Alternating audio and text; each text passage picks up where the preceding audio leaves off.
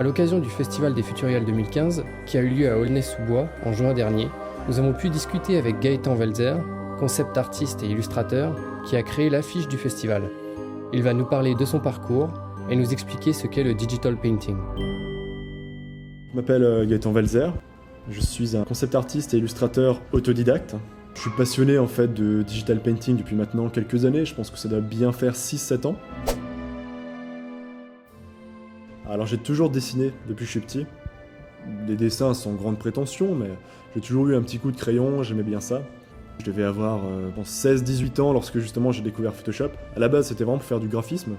J'ai commencé ensuite les photomontages, puis les matte painting, et puis ensuite j'ai découvert le digital painting. Et c'est là que je me suis mis vraiment à fond dedans. Donc c'est pour ça que j'ai fait 3 années d'études dans le multimédia. Je suis devenu web designer et directeur artistique web, que je suis d'ailleurs toujours. Et c'est en fait en parallèle à ça que j'ai continué à faire du digital painting. C'est aujourd'hui devenu mon activité quasiment à plein temps. J'ai été contacté en fait par les équipes de la bibliothèque Donnez, donc les organisateurs du festival. Le déroulement était assez classique en fait. J'ai proposé d'abord des idées de concept, parce qu'on m'a donné un thème qui était relativement large, qui était la fantasy.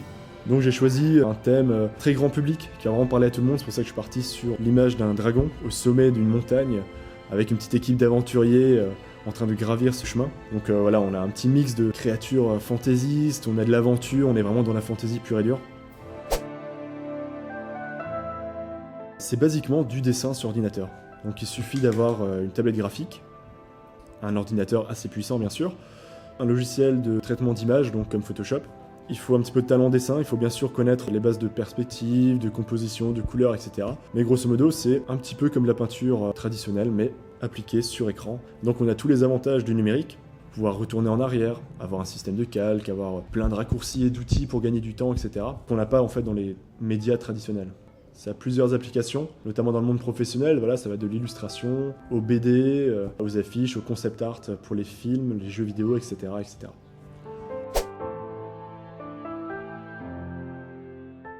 On va dire que dans un schéma classique, je commence en général par rechercher des références, donc des photos, même sur Google Images, qui vont m'aider. Par exemple, lorsque je voulais faire le dragon, j'ai cherché quelques idées, quelques images de dragon, quelques images de montagne, etc. pour en fait me créer ce qu'on appelle une bibliothèque visuelle. Donc comme ça, on part pas de rien. On a une référence sous les yeux. On peut commencer directement en couleur. Soit on peut commencer en faisant un croquis à partir des contours. On peut même commencer directement sur papier, avec un crayon. C'est ce qui m'arrive souvent de faire. Ensuite, on peut scanner le dessin et coloriser sur Photoshop. On rajoute les couleurs, on fait ses petits tests. Après, on peut faire plein de choses, rajouter des textures photos, changer sa palette de couleurs, etc. Recherche de référence, croquis, couleurs, finalisation. On peut faire du speed painting, faire des dessins comme je l'ai fait juste avant, 20-30 minutes. Après, si on veut pousser un petit peu les illustrations, avoir des choses plus détaillées, plus réfléchies, on peut passer de 2 heures à 30-40 heures sans problème. Après, ça dépend ce qu'on vise. Ça dépend de la complexité, ça dépend du niveau de détail qui est recherché.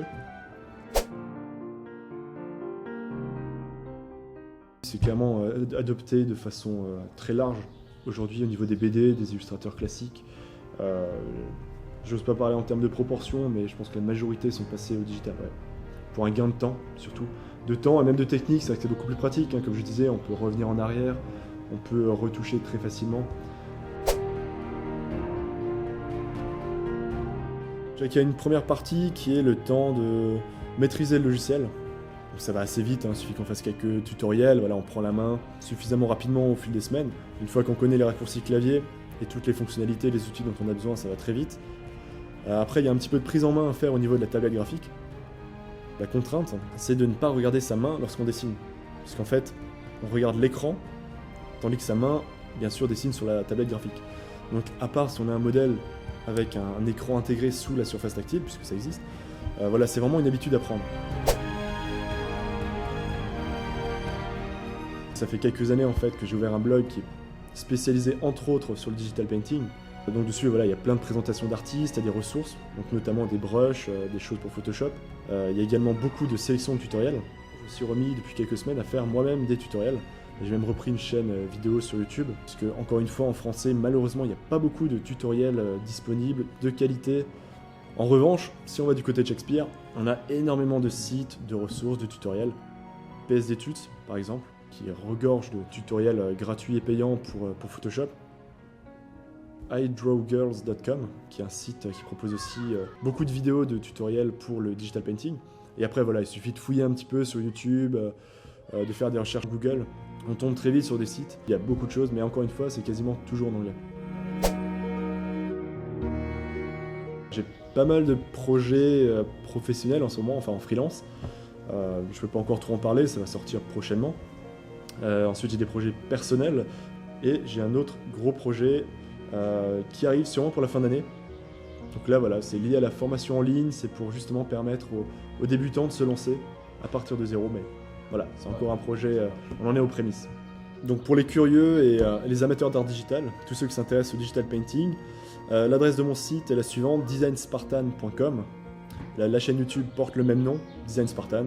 On la retrouve depuis le site de toute manière. Voilà.